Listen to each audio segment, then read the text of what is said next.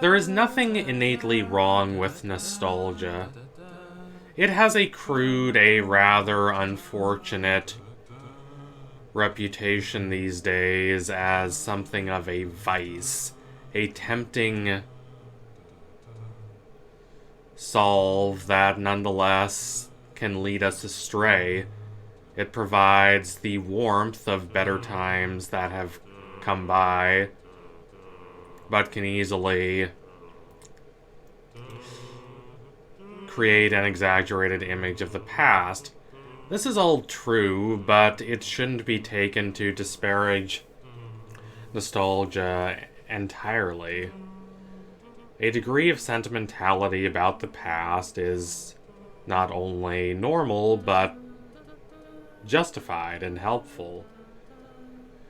The capacity to construct a link between the present and the past is one of the most fundamental forms of meaning making, and it is one that modern commercial society lacks so profoundly, even as that society is filled with an unprecedented amount of wealth and privileges that people in the past would have fought and killed for. The future cannot be known. It is only a hazy abstraction generated by the ideals and aspirations and perhaps the fears and anxieties of the present. The present itself, without the past, is only a series of fleeting moments with no connectivity and coherence to them. Understanding the past, having a conception of the world before you, or even at least of your own life before today, before this moment, provides a needed sense of grounding, a needed sense of comprehension of yourself and your environment.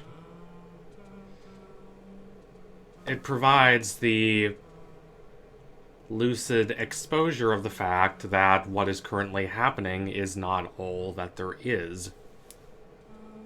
That there was something before, and inevitably one draws comparisons between the present and the past, and so hopefully uses the memories of the past to arrive at a greater and less superficial understanding of the present. Memory and a conception of the relation between present and past on the individual level is what makes introspection possible. It's what makes people interesting. It's what gives them depth instead of them being merely reactive animals. On a societal level, this is a major component of history, of civilization, of knowing that there were all these events and belief systems and values and experiences that populated the world long before the ordinary, rather minor stretch of time that is the scale of the individual life. Understanding that relation between present and past gives the individual a comprehension of themselves as part of a larger whole. It provides this sense of continuity, provides this sense of connection and community. Now, nostalgia is perhaps not necessarily the best way of looking at the past, because it is so inevitably tied to the refracted memory of one's own experiences. When you view the nostalgic past, you view it by the needs of the present. you inevitably create a comparison between what was and what is in a way that flatters the past, in a way that is not the same as active analytical comprehension of that past to see what it critiques the present, the same thing that one sees in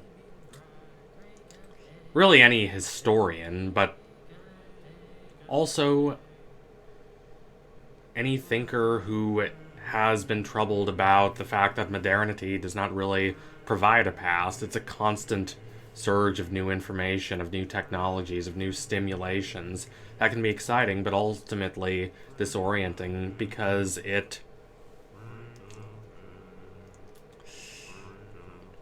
severs the connection with the past, and so creates a sense of isolation and atomization. These are thinkers like, say, John Ruskin or William Morris, to name two of my favorites, or even someone like Hannah Arendt.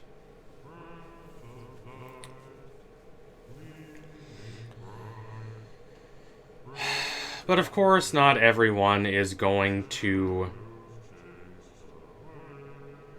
be willing to take a serious look at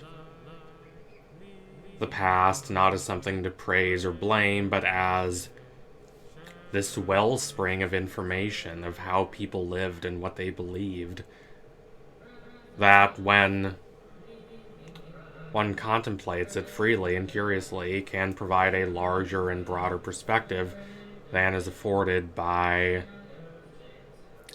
the everyday routines and habits peculiar to modern commercial commodified society. But I feel like I'm blathering on too much. The point here is that nostalgia is flawed, but it is nonetheless available to everyone. It is our way of looking back at the past fondly, and there is nothing wrong with that. Those memories, crystallized by the process of time, can give us this sense of wholeness, this sense of warmth that are lacking in the constant dynamism and upheaval of the present. One simply needs to make sure to not let the past define the present, not to live the present attempting to merely revitalize the glories of the past.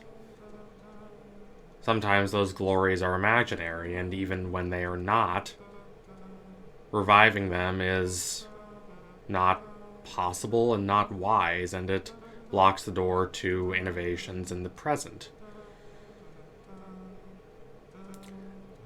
Both Gravity Falls and Over the Garden Wall are shows that understand both the draw and the drawbacks of nostalgia, of warmly reflecting on the past. Gravity Falls takes place in the summer, and interestingly, considering the nostalgic warmth that glazes this series, arguably the main character, Dipper, wants it to be over quickly. Of course, he wants to discover all the secrets. He loves investigating Gravity Falls, the town where he lives for the summer with his grungle Stan, and learning all the mysteries of the town, but ultimately he wants to grow up. Which places him at fundamental odds with the basic text of the show, which is all about reveling in these sweet, luscious, vivacious memories that have an intensity that is particular to being that age. Yes, there are dangers. Yes, there is a sense of dread and fear. But for the most part, the threats are those that can be overcome, and they can be overcome together by the twins, Dipper and Mabel, working with each other, maintaining a close connection despite the quarrels they have, and really looking out for each other's best interests.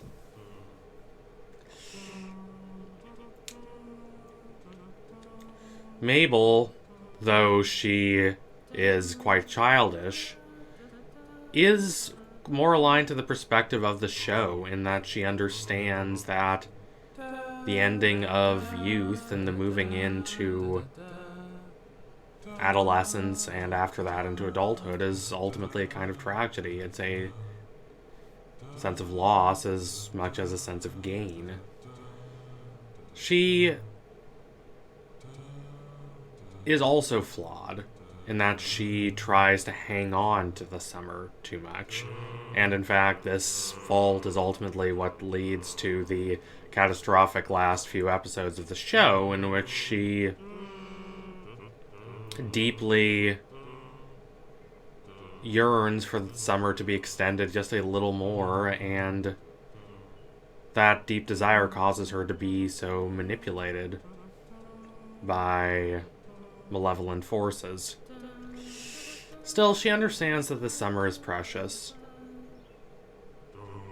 and that although it must go, and she does not logically deny that, she's not an idiot, it should be treasured and appreciated for what it is as it happens. Over the Garden Wall is a bit different. It's a show that is much more autumnal, both visually, providing some of the most dreamlike and otherworldly autumnal landscapes one will see in an animated show, but also in terms of tone. This is a show that draws a vibrant and explicit connection between present and past. The two kids on which the show focuses are from the present. They only look weird because they were attending a Halloween party. But the world, strange and eerie, through which they travel is very much modeled after America in the turn of the century, filled with old technology, a distinct agrarian mindset, and the sense of folk song. It's a past that has been lost, a past that has been covered over with the lives and the passions and the ambitions of generations of people, but it still lingers deep in the woods. It still exists, vibrant, charming, a little dark, and a bit wistful. Ultimately, compared to Gravity Falls, the threats do feel a bit more accentuated here, but there's also this deep sense of coziness. This deep sense of, yes, life is hard, and it is fine to mourn that difficulty. Mourn the fragility of pleasures and delights and the omnipresence of hardships. But ultimately, the show stresses the reaffirmation of connection and yearning and striving to do what is best for oneself and for others to try to secure a greater sense of peace and community for those who want it, those who are not so obsessed with forcing their own desires on others. These are two shows that are deeply indebted to the language of nostalgia, that deeply reflect on the past and reflect on it appreciatively. They clearly appreciate this cavernous, wistful, hazy sense of what has come before, but they ultimately accept that it should be confronted, it should be accepted, and even loved, but then one must move on. Time only moves in one direction. So thank you all for watching. If you liked what you saw today, don't forget to like, comment, and subscribe. Donate to my Patreon if you can, if you want to see more videos like this before anyone else.